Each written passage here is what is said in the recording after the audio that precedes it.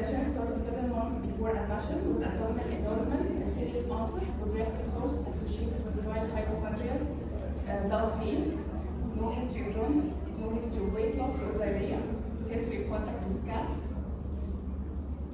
The patient was well, no jaundice, bilateral equal ear entry, no added sounds, and there is a huge hepatomegaly with irregular surface and hard inconsistency. Her liver function and PT were normal. Her CBC shows high eosinophils, 1,840 thrombocytosis, and she was investigated regarding IHs for hydatid and fasciola. First result were positive for both hydatid and fasciola, and with repercussion for confirmation, hydatid is still positive and fasciola negative. Tumor markers were negative. SCT and MRCB shows 2 large cystic lesions, and the liver almost occupying the right lobe of the liver. According to the previously mentioned data of the patient, the possible diagnosis of the patient is a huge hepatic cystic lesion, mostly hydatid cystic.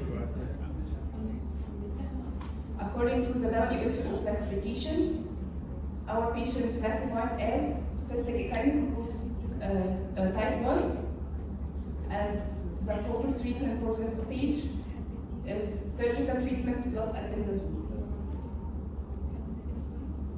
WHO stated that gold standard treatment for hydatid cystic remain controversy, and according to WHO informal working group on echinococosis in 2010 guidelines, possible methods for treatment of hydatid cysts haven't been compared, and there is no best treatment choice. A multidisciplinary team were held. From our medical point of view, the patient is indicated or not for medical treatment. Yes, the patient is indicated, but not alone. Our medical treatment choice was albendazole. Our plan to start albendazole on a continuous manner for effective sterilizations and intervention, and followed by 6 months of albendazole. What type of intervention? There are 2 types of modalities. Surgical intervention. In the past 2 decades, invasive surgery was the recommended standard treatment for hydatid cystic lesions. Nowadays, it is only reserved for complicated cysts. There are 2 types of surgery in hydatid liver cysts. It could be radical technique where pericystic membrane and the whole cyst material is removed with or without hepatectomy. In the conservative technique, only the cyst material is removed and the cavity of the cyst is treated by different methods like omentoplasty or external drainage. Interventional radiology nowadays became more used in cases of hydatid cysts like PAIR technique and other modalities like modified catheterization.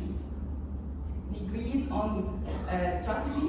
The nature of the cyst is still doubtful, and other cystic liver disease are removed possibilities. No rule for interventional radiology in this case, being very large cysts and require very large amount of alcohol, and as a consequence may carry a possibility of sclerosing cholangitis. Patient is for laparoscopic endocystectomy plus medical treatment. After surgery, this is the excised part in the bottom of the photo, germinal layer, and in the middle there was another third cyst where they did cystectomy and cystectomy. In the top of the photo, there is removed parts of the 2 large cysts. When you are dealing with a patient with hydatid liver disease, there is no countdown.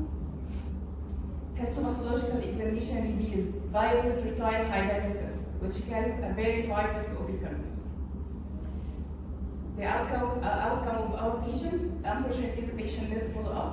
After 3 months post-operatively, 2 cysts discovered in the right lobe of the liver by ultrasound and confirmed by new CT.